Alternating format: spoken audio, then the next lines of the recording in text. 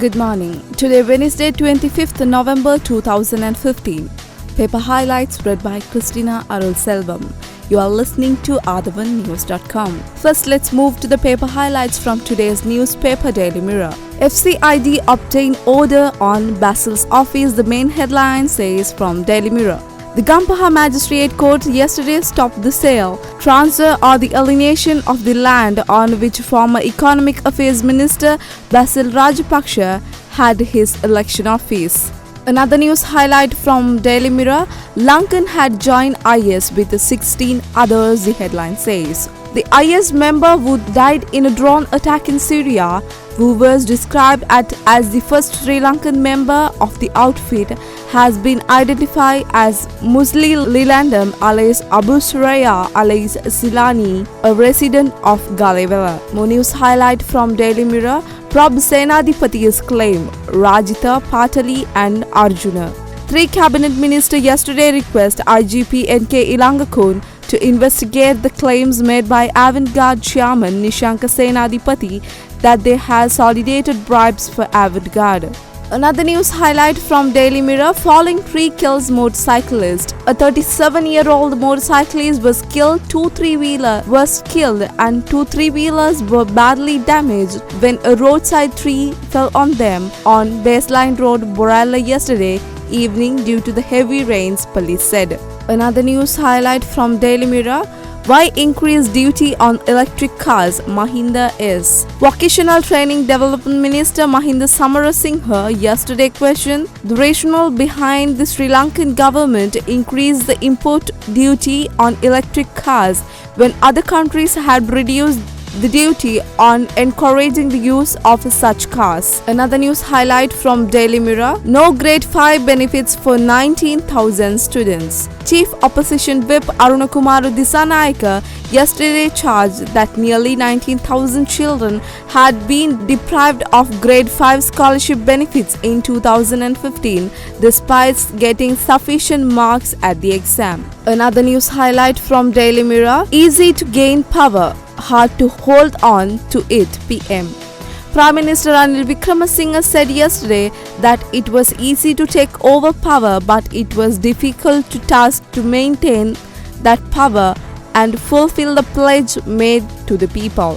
Joint opposition plan, no faith motion against Ravi. The joint opposition said yesterday that it would introduce no confidence motion against Finance Minister Ravi Karunanayake for misleading the President, Parliament and the people by manipulating figures. Another news highlight from Daily Mirror, reckless driving, Ritu released on bail. Teledrama actress Ritu Akshara, who was arrested by the Thalangama police for allegedly driving a vehicle in the reckless manner and crashing into the barrier at the checkpoint in the entrance road to Parliament and damaging it, was released on bail. She was produced before the Kaduwala Magistrate Court yesterday. More news highlight from Daily Mirror, SLFP divided on budget. The Sri Lanka Freedom Party, led by President Maithripala Sirisena, is divided over its stance on this 2016 budget, with the Mahinda Rajapaksa loyalties being opposed by the most of the proposals, party representatives said yesterday. Another news highlight from Daily Mirror, Professor Vijay Surya succeeds to Sobhita Thera. Professor Sarath Vijay Surya had been appointed as the convener of the National Movement for Justice Society following the anonymous decisions executive committee of the movement, said Sisira Jayamaha, its general secretary. Now let's move to the paper highlights from today's newspaper Daily News. The main headlines from Daily News, 3 ministers write to IGP, investigate Senadipati's claim he bribed them. Reputation and credibility at stake. Monopoly given to Avant-Garde cost country much revenue. Cabinet Minister Patali Champika Ranabaka, Dr. Rajitha Sena Ratna and Arjuna Ranatunga yesterday requested the Inspector General of Police to investigate the allegation made by the chairman of Avant-Garde Security Services firm, Major retired Nishanka Senadipati, that the ministers had solicited bribes for him. In the joint letter to the IGP, the three ministers stated that Senadipati in an interview given to the newspaper and accused them of working against the avant-garde due him, not heeding their request to pay them money. The ministers in the letter also stated that the chairman of Avant-Garde had claimed that he had enough material to prove his charge. Another news highlight from Daily News: 9 new HIV infections every week in Sri Lanka. It is estimated that every week there are 9 new HIV infections that take place in Sri Lanka. Only 4 of them are reported. Another news highlight from Daily News: dissident SLFP MPs pick holes in the budget. President to set up a meeting between dissident MPs PM and Ravi.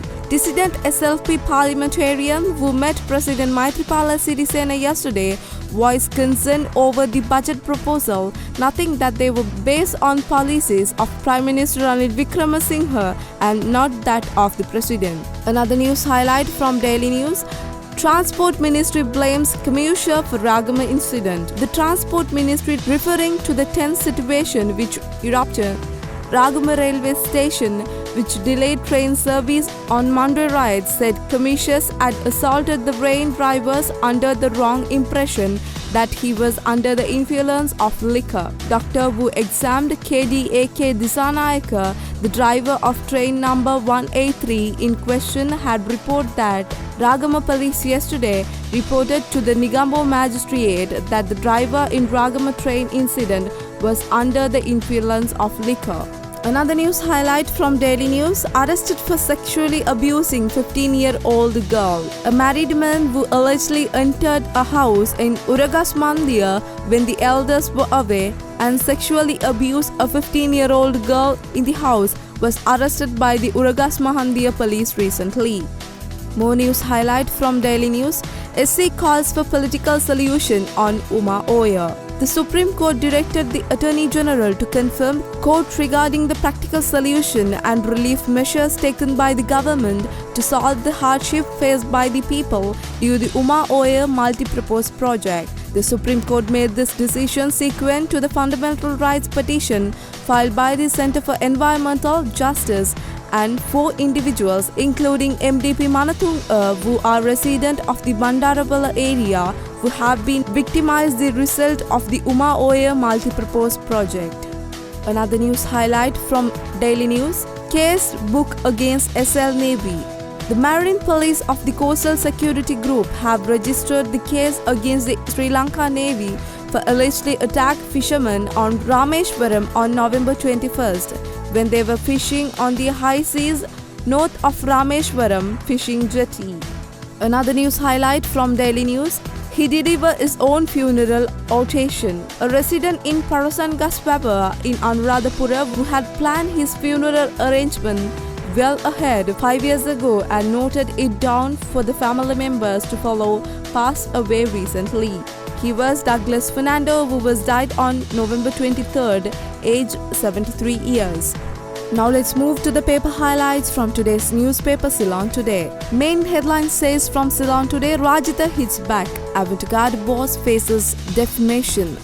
Minister Rajitha Senaratne and several other ministers have requested Inspector General of Police N.K. Ilangakon to carry out the investigation into the allegation made against them by the chairperson of Avant-Garde Private Limited, Nishanka Senadipati. Another news highlight from Ceylon Today: Akshara gets bail.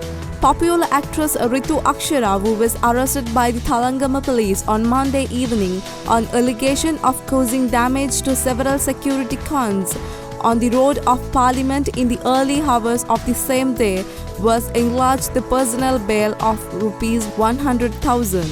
More news highlight from Ceylon Today: BSS challenges the law, will reject any court summons. The Bodubala Sena yesterday said the organization would henceforth reject summons for any court that want them to appear before in connection with the case filed against them. Another news highlight from Ceylon Today: Budget 2016 proposal. Hardline SL perps of opposed. President Maithripala Sirisena has asked over 25 SLFP parliamentarians who met him at the presidential secretariat this morning to vote in favor of the unity government's maiden budget. Another news highlight from Ceylon today: Mahinda's Sam slams tax on electric vehicles. Minister of Skills Development and Vocational Training Mahinda Samarasinghe in Parliament yesterday called for the reduction of the vehicles emission tax and the tax on electrical vehicle proposed in Budget 2016. Speaking during the second reading stage of the budget debate, Minister Samarasinghe said that the ₹5,000 vehicle emission tax was too high. We brought you the paper highlights from today's newspaper. We will bring you more tomorrow. Thank you.